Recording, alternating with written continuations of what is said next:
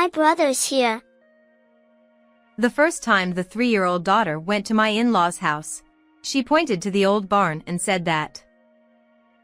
I was shocked by those words. No way. That can't be. Actually, my son, who was 2 years old at the time, went missing around the in-laws area 5 years ago. That was the place we searched extensively. But if my daughter says so, maybe there's no mistake. Because she has a mysterious power. With trembling hands, I opened the heavy door, and an unbelievable sight met my eyes. It was a moment when I was liberated from long suffering. It was 3 years ago when my daughter Emma was born. Since we have a daughter now, let's forget about Justin. My husband Louis told me that. But I think it's better for you that way. I bit my lip and stayed silent without arguing. Maybe it was his way of caring for me, but I couldn't forget about my son Justin. It was my negligence that led to my son's disappearance, and I had been blaming myself ever since Justin went missing. That day when the incident happened was a Sunday at the end of April 5 years ago. Today, go to my parents' house. Louis, who is usually gentle, said so forcefully at that time. Sure, but why all of a sudden? Is something going on? Looks like my parents are preparing for Children's Day and want to see Justin. They wanted to show their first grandchild the impressive fish decorations swimming in the sky and the ornaments displayed in the alcove. Or so they said. My in-laws' house was in the countryside, taking over 2 hours by changing trains and bullet trains. We both worked, with my husband working for a major company in the city and me doing translation work from home, so we couldn't visit home easily. I feel uneasy. But let's do our duty to my in-laws, who I should really consider as my own parents. There was another reason why we didn't visit my in-laws' house much. My mother-in-law always treated me harshly for being a daughter-in-law. But since my parents had already passed away, I convinced myself and left my husband, who had to work on his day off, and went to my in-laws' house with my son. As soon as we arrived, my in-laws welcomed Justin with joy, saying, "The heir has come." But as expected, my mother-in-law glared at me. Louis ended up with a worthless wife. Not only did you take away my son, but you won't let us see our grandson. I'm sorry. My job keeps me busy, and I can't find the time. You, a woman, acting so high and mighty with a job. I never liked you from the start. She kept throwing one cold word after another at me. Because of you, my son has changed. He doesn't even come back as the heir. But that's because Louis decided it himself. I don't want to hear such talk. It's all your fault. No matter what I said, my mother-in-law wouldn't accept me. My father-in-law, who stood beside her, was kind to me, but it seemed he couldn't oppose my mother-in-law and pretended not to hear. Maybe if my husband had been there, he would have defended me, but at that moment, I could only endure. Still, my son was delighted to see the big fish decorations and the impressive Children's Day decorations he couldn't see in the city. Furthermore, my in-laws owned a large, impressive sake brewery, and there were big trees in the spacious garden. Mom? Here. Take it. Approaching me and holding out his hand was a flower petal. He gave me a present. Thank you, Justin. As I replied, Justin smiled satisfactorily. Then I was called by my father-in-law. Sorry, but could you help carry the luggage? He asked me to carry about 10 large cardboard boxes loaded on the truck into the barn. Come on, big guy, let's go. I took my son's hand as he squatted under the tree looking at the flower petals and decided to leave him with my mother-in-law indoors. While I help your husband, please take care of Justin. Whatever. My mother-in-law didn't even look at me, pulled Justin toward her, hugged him, and smiled. Feeling relieved to see that, I returned to the garden to help my father-in-law again. After a while, when I finished carrying all the luggage inside, my son was not beside my mother-in-law. Hey, where's Justin? Huh? I don't know. He said he was going to Mommy's. But he hasn't come. I frantically searched inside and around the house, but I couldn't find him anywhere. My son suddenly disappeared. How far could he go with his 2-year-old legs? Maybe he's in those mountains? Behind my in-laws' house, there was a dense mountain, and I thought he might have wandered in there. Justin, where are you? Answer me. Mommy's here to pick you up. I searched desperately, shouting until my throat was dry, but I couldn't hear my son's reply. My husband also rushed over upon hearing my call and comforted me, saying, "It's not your fault. It's useless to search anymore." On that day, my mother-in-law started saying such things. Please. Can't you ask the police to help and get the local people to cooperate? I desperately bowed my head to my mother-in-law, who refused to accept it. I won't allow that. Reporting to the police would be shameful. Besides, it's your fault for taking your eyes off him. I'm sorry. But right now, we need to find Justin.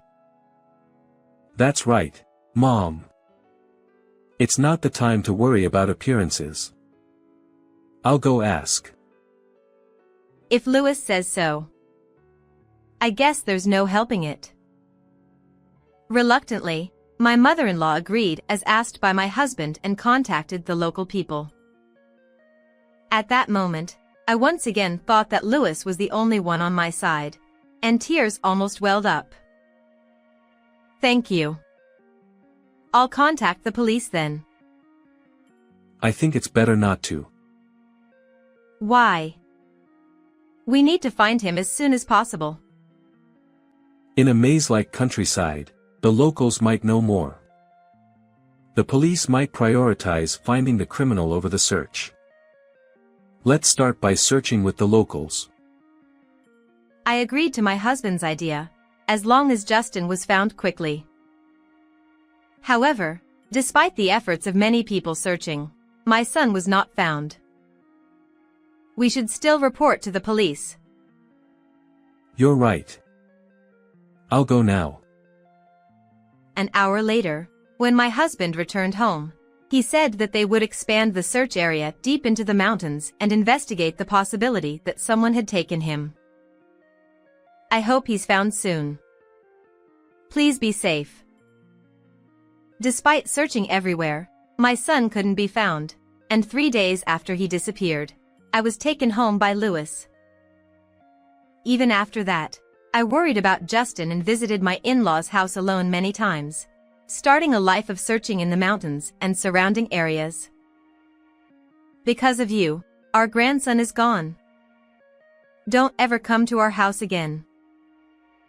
But my mother-in-law disliked me, and I eventually couldn't get close to my husband's parents' house. In hindsight, maybe I should have quietly searched without telling anyone. Even in such a situation, Lewis always empathized with my feelings. I'm thinking of cutting ties with my parents, who always treat you coldly.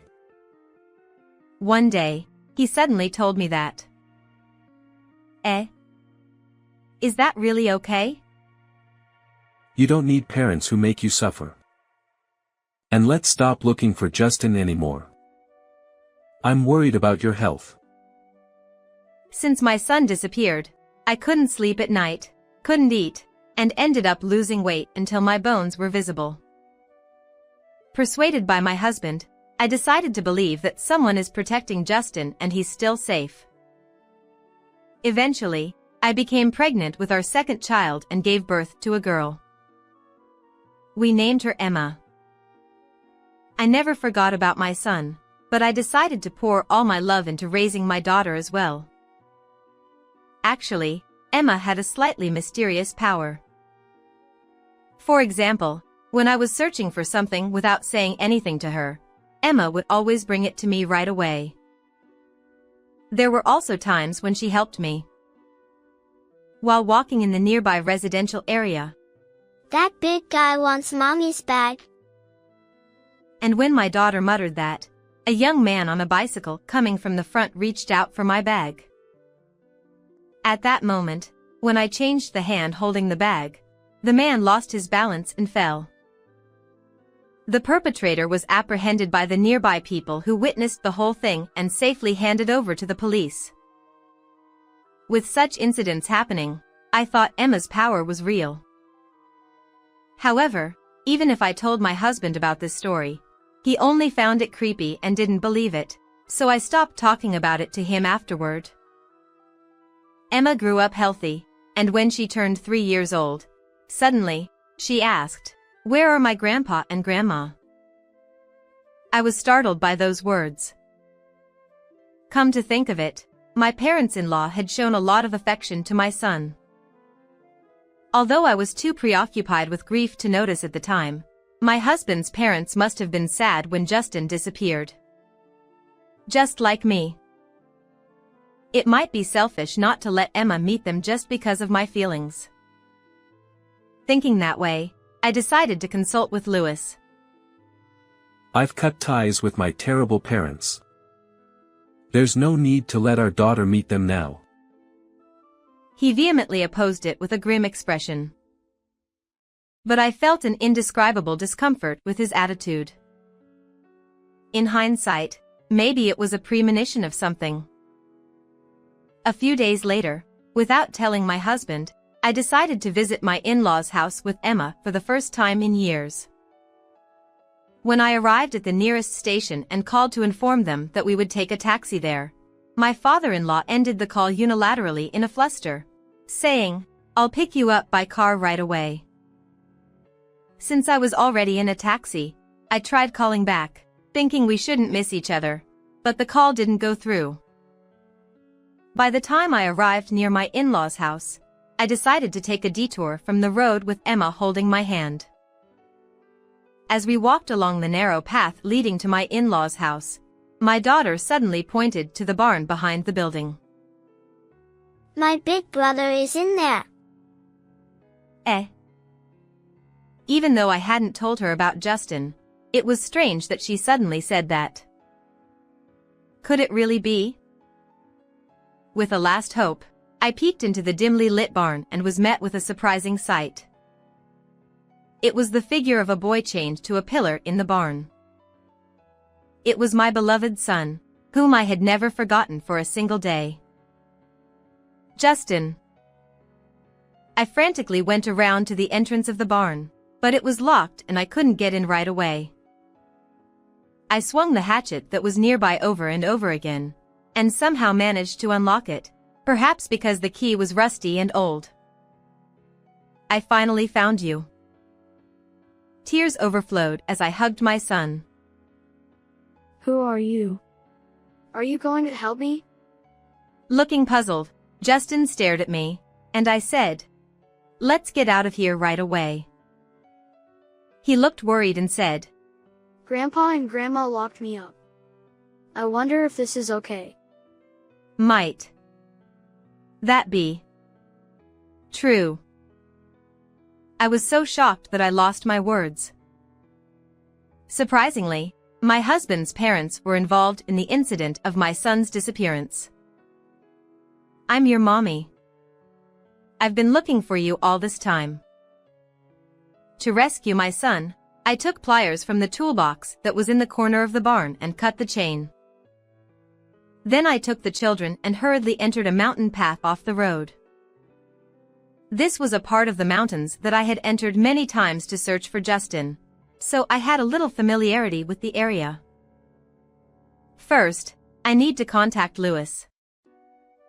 Thinking so, I took out my phone from my bag, and although I was so focused on rescuing my son that I didn't notice, there were tons of missed calls from my husband. Hello, it's you? Finally got through. I'm heading to my parents' house. Don't talk to the locals. My husband started saying incomprehensible things like not trusting the locals. Even though I hadn't told him anything, Lewis knew that we were at my in-laws' house.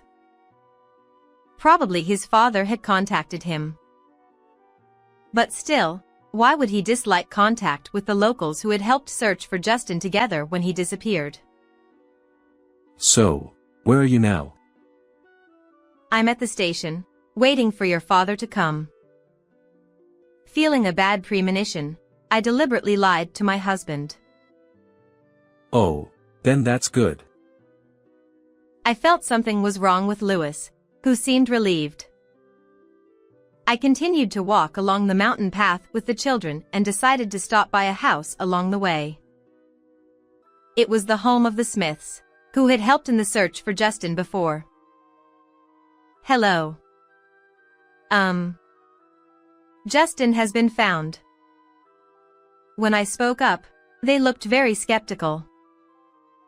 What are you talking about? He was found right away after you left, wasn't he? Eh? What do you mean? We were told that he was found in the shed right after you left. That's impossible. I was bewildered, and Mr. Smith explained further. But it turned out that they had been told by my parents-in-law that since our son's wife ran away with another man, we are raising Justin in that house.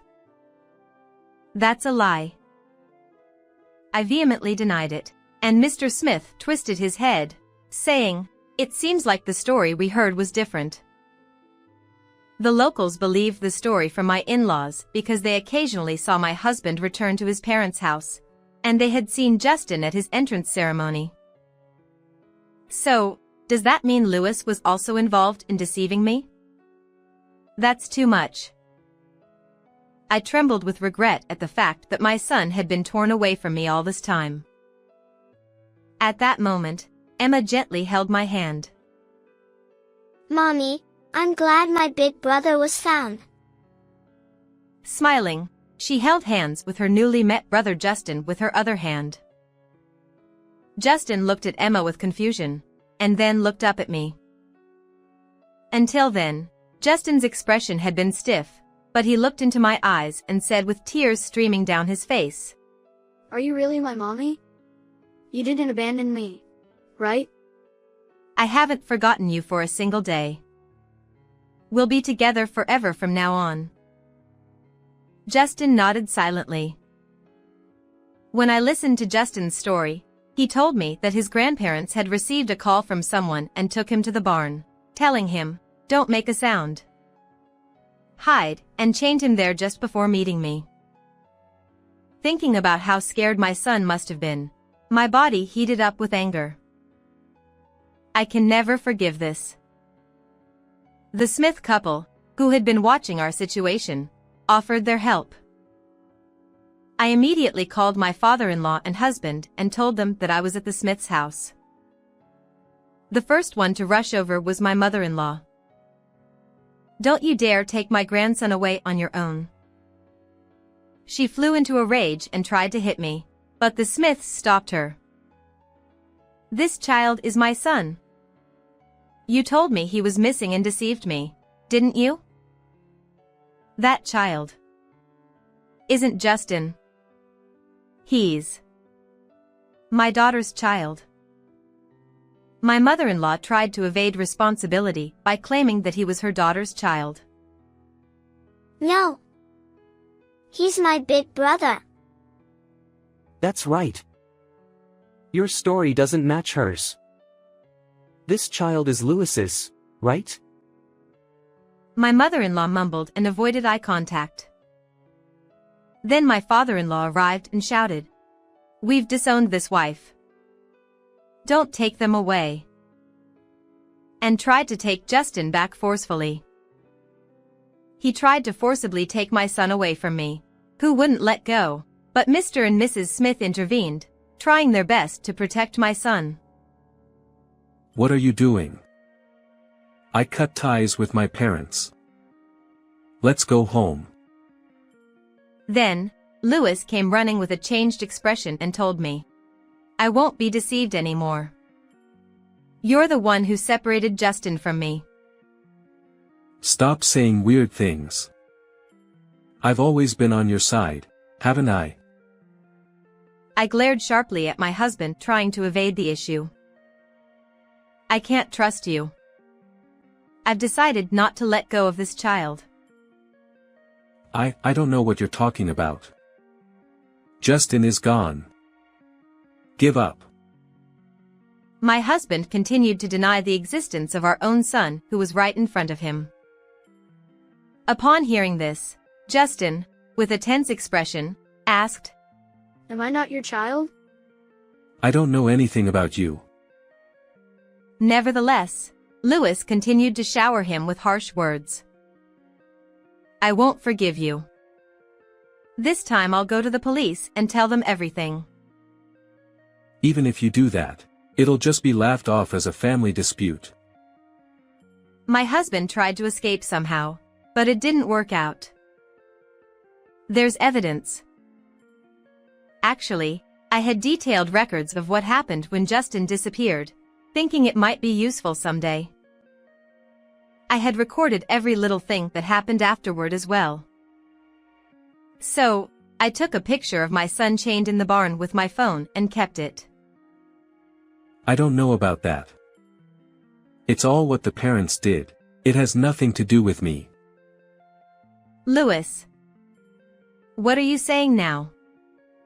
Didn't you say you'd hand Justin over as an heir in your place? Mom, stop it. Don't say anything more. As my mother-in-law argued with my husband and tried to act like she didn't know anything, they finally started to quarrel. Amidst their attempts to justify themselves, all the truths became clear. On the day my son disappeared, Lewis and his parents had conspired together, telling my son, "Let's go play," and took him to the car parked a little away. Then they temporarily left him at his aunt's house in a distant town, and when things cooled down, they brought him back to their house, and his grandparents took care of him. No matter where I searched, I couldn't find him.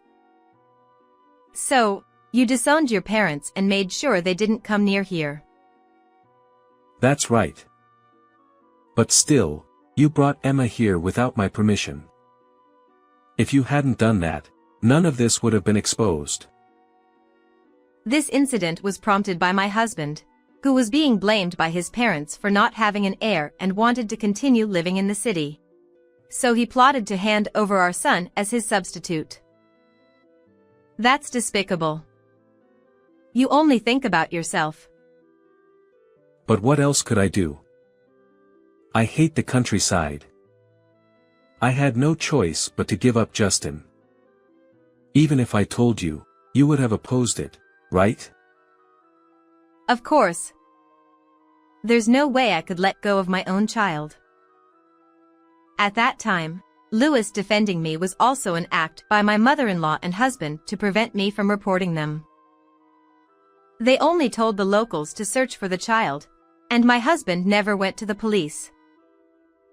I was completely deceived. I'm sorry. So let's not go to the police. Justin is fine, as you can see. That's right. I raised him with love. Isn't that enough? Besides, we're not family. Even my father-in-law bowed his head and begged, but I firmly refused them, rejecting their pleas. At that moment, the sirens of the patrol car, which the Smiths had reported, approached. The arriving police officers were shown a photo of my son chained, and my in-laws and husband were taken away. Afterward, my husband and in-laws were interrogated and arrested. I divorced Louis and decided to claim $30,000 in compensation and $300,000 in child support for both children. Furthermore, I demanded $20,000 in compensation from my in-laws. Afraid of the heavy charges, my in-laws relinquished their land and property and agreed to pay in a lump sum. Since my husband was found guilty, he was fired from his company and now works multiple jobs to make payments. By the way, my in-laws put their house up for sale, but it ended up unsold, and they still live in the same place. However, they are seen with disdain by the locals and live in isolation. It's only natural since they deceived everyone, isn't it? I now live peacefully with my 2 children, away from my husband's knowledge. Justin has more smiles now and gets along well with his sister Emma, and I am very happy now. How was this story for you? Please subscribe to the channel as well. Well then, see you again in the next video.